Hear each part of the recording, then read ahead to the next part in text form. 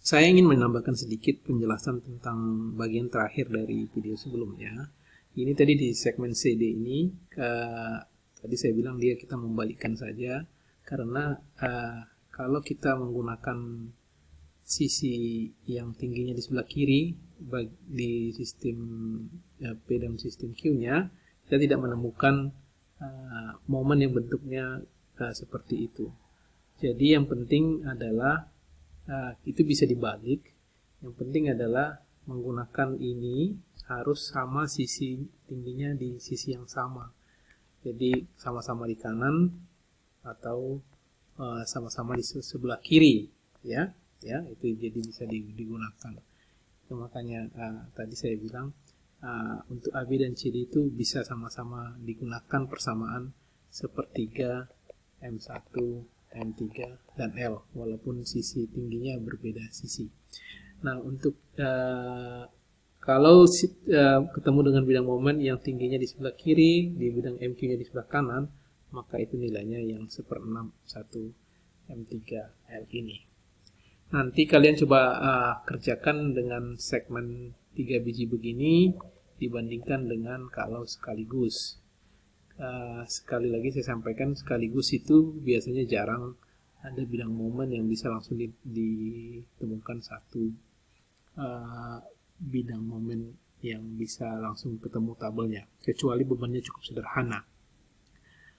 Ya, seperti misalkan contoh soal ini yang sudah kita kerjakan kemarin menggunakan persamaan, karena ini hanya cantilever, bidang diagram momennya baik di sistem P dan sistem Q itu cukup sederhana. Jadi di sini pertanyaannya ada dua, bagaimana menghitung defleksi dan bagaimana menghitung slope-nya. Kalau defleksi dan slope ini hanya di perbedaan antara bidang momen di sistem Q-nya. Satu akibat beban satu satuan di P, yang satunya lagi slope atau rotasi itu dengan mengaplikasikan momen satu satuan momen di titik B tersebut. Jadi kalau kita menggunakan tabel integrasi, kita perlu membuat bidang momen baik yang di sistem P, ya ini akibat beban merata W, dan juga sistem Q akibat satu satuan gaya di ujung P ini untuk mencari berapa delta B-nya, ya berapa defleksi di delta B di titik B tersebut, ya, yang ini. Nah, kita lihat ini, kita kembali ke tabel, perkaliannya yang mana? Kalau kita lihat yang parabola bentuknya yang di MP ini, berarti yang parabola adalah yang ini, ya. Parabolanya bisa diputar atau dicerminkan sehingga menyerupai yang seperti yang ada di bidang momen kita, ya. Parabolanya bisa diartikan juga seperti begini, ya. Yang penting bentuknya menyerupai. Lalu itu di sistem P-nya. Di sistem Q-nya adalah berbentuk segitiga.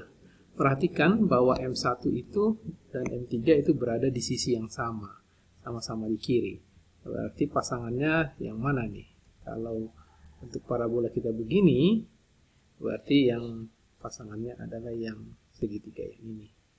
Ya, sama-sama tingginya di sebelah kanan di diagram ini, tapi punya kita juga sama-sama di kiri. Ini 1/4 M1 M3 kali L. Itu yang diperoleh dari sini, ya, 1/4 M1-nya adalah yang ini, dan M3-nya adalah maksimum ini, dan panjangnya L. Ini soal ini memang tidak ada dalam bentuk angka, semua dalam bentuk parameter. Kalau dibandingkan dengan diskusi kita di awal menggunakan persamaan momen, hasilnya sama. Demikian, kalau menghitung rotasinya bagaimana? Parabolanya tetap sama di sistem P, ya, yang berubah hanya sistem Q-nya. Sekarang sistem Q-nya adalah momen di ujung cantilever sebesar satu satuan momen, dan kita memperoleh bidang momennya demikian, MQ-nya, dan ini MP-nya masih tetap sama. Nah, persamaannya mana? Kita balik lagi ke tabel tadi. Berarti yang dia merata. Berarti yang merata dengan parabola, ya, adalah yang ini, 1/3 M1 M3L. Hanya kita menggunakan 1/3 M1 dan M3 dikali L, dapatnya segini. Jadi ini mudah-mudahan bisa ditangkap dan dipahami. Ini mempermudah kita melakukan proses integrasi momen dibandingkan dengan langsung melakukan integrasi, dibandingkan dengan menggunakan tabel. Mudah-mudahan ini lebih bisa diikuti dan dikerjakan. Hal selanjutnya yang ingin saya sampaikan adalah bagaimana kita menghitung deformasi sebuah struktur yang merupakan gabungan dari rangka batang dan balok. Ya, seperti terlihat di contoh soal ini, balok ABC itu dia berdiri di sebuah rangka batang. DCE ini rangka batang, ABC ini balok. Ya, ini balok, ini rangka batang. Nah, bagaimana proses menghitungnya? Misalkan di sini yang mau dicari adalah defleksi di titik B. Ya, defleksi di titik B di sini, ini ke arah bawah sini. Defleksi BY akibat ini. Dan tentunya akibat 64 kips ini, rangka batang ini pun ikut berdeformasi. Untuk informasi-informasi yang lain sudah diberikan, momen inersianya, modulus elastisitasnya untuk semuanya dianggap sama, area untuk trusnya ini diberikan, dan untuk beam itu memerlukan momen inersia, sama-sama diberikan. Nah, bagaimana proses mengerjakannya? Berarti sistem Q-nya juga, karena ketepatan di sini, lokasi 64 kips ini tepat di B, dan di titik B tersebut juga kita letakkan beban virtual, artinya sistem P dengan sistem Q itu sama persis kecuali bebannya yang berbeda, yaitu satu satuan gaya di sistem Q dan 64 kips beban sebenarnya di sistem P-nya. Jadi sebenarnya kita cukup satu menghitung strukturnya, lalu kemudian semuanya dibagi dengan 64. Jadi yang pertama kita lakukan adalah kita pisahkan balok dan rangka batangnya. Yang bagian ini adalah rangka batang, kita bisa mencari reaksi peletakannya dengan mudah.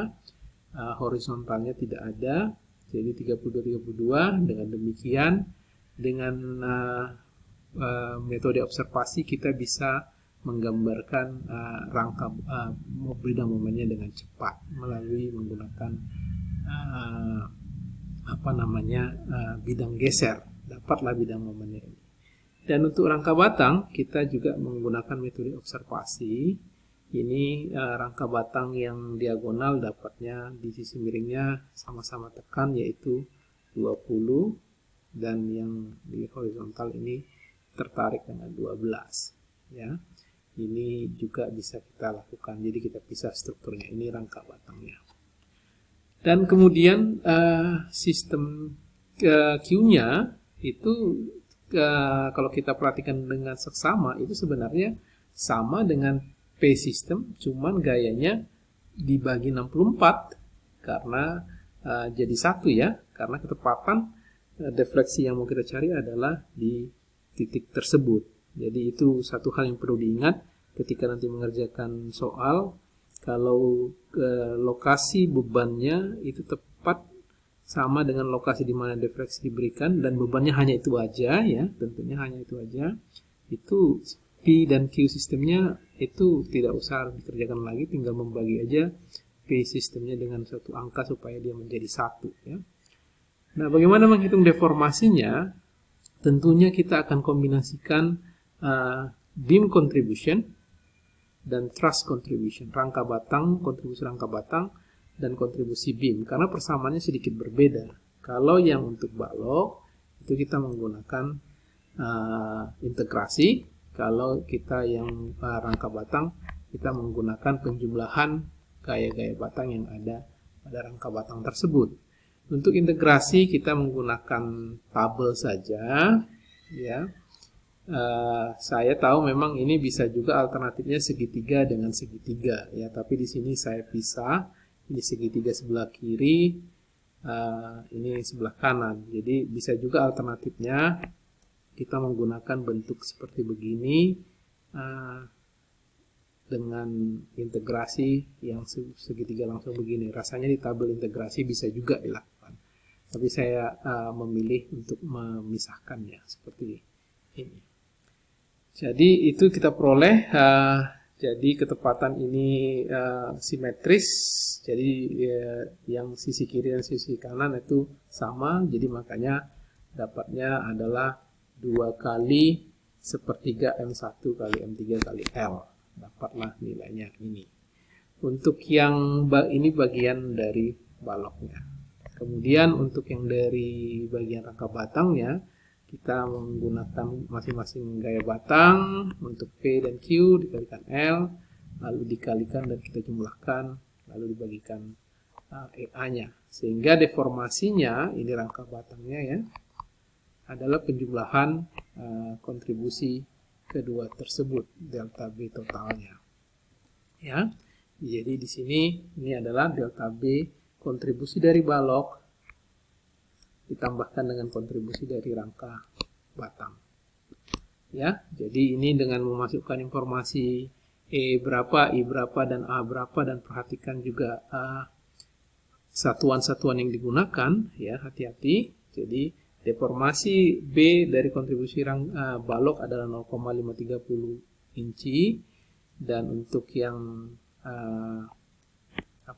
untuk rangka batang itu 0,06, sehingga totalnya ini 0,59 inci deformasi pada balok tersebut. Selanjutnya untuk portal itu pada dasarnya dia memiliki komponen aksial, kalau kalian ingat itu aksial dan momen. Pertanyaannya adalah bagaimana kita menghitung deformasi pada sebuah portal. Jadi karena dia memiliki komponen aksial dan momen, kita harus memperlakukan aksial itu seperti rangka batang, ya, di mana persamaan untuk menghitungnya seperti rangka batang. Kita mencari gaya aksial di sistem Q, gaya aksial di sistem P, dikalikan panjang batang diberikan E-nya. Untuk yang momennya itu seperti balok, kita melakukan proses integrasi MQ, MP, DX per EI. Contohnya seperti portal ini. Bagaimana kita menghitung defleksi horizontal di titik C? Berarti dalam hal ini kita punya sistem virtualnya, di sini dikasih beban satu satuan untuk mendapatkannya, ya kan? Jadi ini kita punya sistem P dan sistem Q-nya, dikasih beban satu satuan di titik C tersebut. Nah, untuk semua sistem kita akan mencari persamaan aksial dan persamaan momen. Aksial nanti akan digunakan untuk menghitung deformasi dari aksial, kontribusi aksial, dan kemudian momen untuk persamaan momennya. Jadi misalkan ini untuk segmen AB itu dia persamaannya sudah dapat di MP dan di MQ-nya. Ini dia ya, baik juga aksialnya juga sudah dapat nilainya. Nah, ini kemudian kita lanjutkan, kita potong kembali, kita akan mendapatkan untuk segmen BC-nya, baik persamaan momennya di MP dan di MQ, baik juga aksialnya berapa di P dan di Q akibat momen tersebut. Lalu kita lanjut dengan di segmen CD, baik momen maupun aksialnya.